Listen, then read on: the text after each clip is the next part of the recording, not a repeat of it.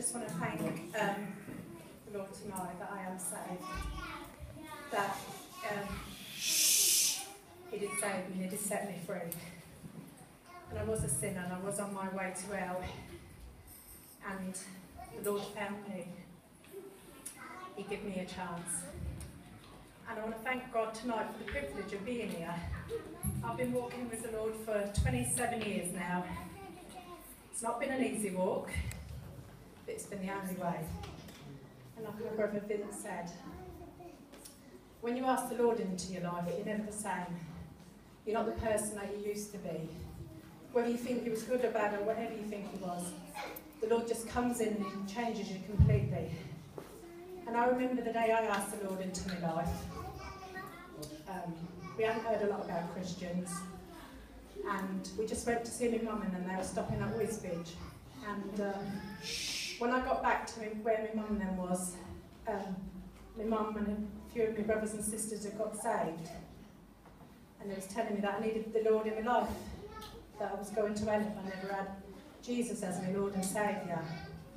And that I needed to ask him into my life and accept his precious blood and what he'd done for me at Calvary. But I just didn't listen to him. I tried myself to find religion, because we was never christened or baptised in any way. And I got married to my husband, who said he was a Catholic, but he wasn't practising Catholic or nothing like that. He didn't really have a religion, he didn't really know God at all. And so I tried. When I was a young woman, teenager.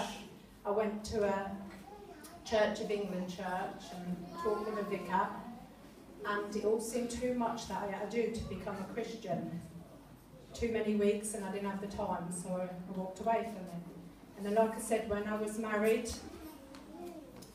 I had my 2 children, Grace and Tony, so I said, I'll take them to church. I took them to a Catholic school, a Catholic church. I had them both christened, I had my girl confirmed and everything. And there I tried myself. And the man said, come to church, come every week. I used to go with my husband's Aunt Mary, Vince's mum. But it was too much for me to do again. I had to do too much to become a Christian. But the Lord had other plans for me. He was there. He was just calling me. I just had to listen to him. He was looking for me. I didn't have to look. He was there looking for me. And I just had to ask him into my life as my Lord and Saviour. And like I said, I went to a mission field at Wisbech. Went to see my mum and them. We all went down to the field. And I walked into a tent. And I looked round the tent and I seen loads of people that I know, loads of gypsy people.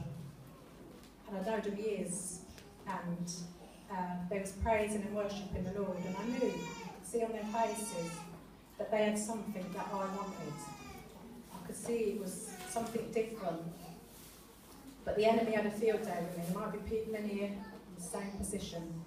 The enemy was talking to me, trying to get me out of the meeting, saying, look, you're just a load of divvies, you don't want to listen to them. And my husband said to me, come on, let's go. When the word started to get preached, my husband said, let's go.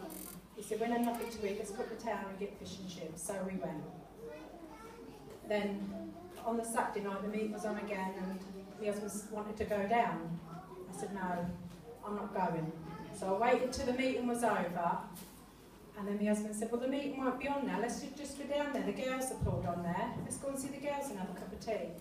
So I went down to the field, and I went in my sister Janie's trailer, and they was all testifying to her, as you do, and they was trying to tell me, and I just realised, I felt this fear come in my life, and I just knew that I wasn't right with God. I never had him in my life. He wasn't my Lord and Saviour, and I needed him.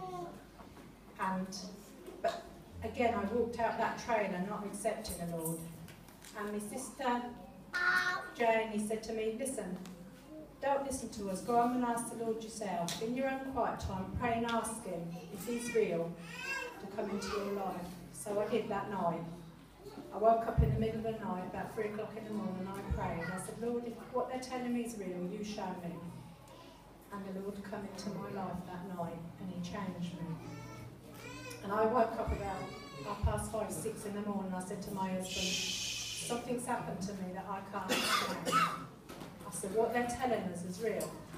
And he said, listen, he said, never mind what they're saying, I'm going with your dad, going to a fishing match, he said. Don't go down the field, because now he changed his mind. Don't bother going down the field, wait till I come back.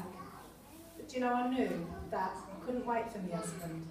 I couldn't wait for anybody. It was me, it was my life, and I'd already had that experience with God, and I knew I had to go down the field in front of everybody, walk down that front and say that I'm a born-again Christian.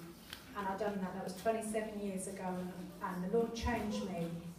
And like I said, I've been walking with him 27 years. It hasn't been easy, but it's been the best way. Amen.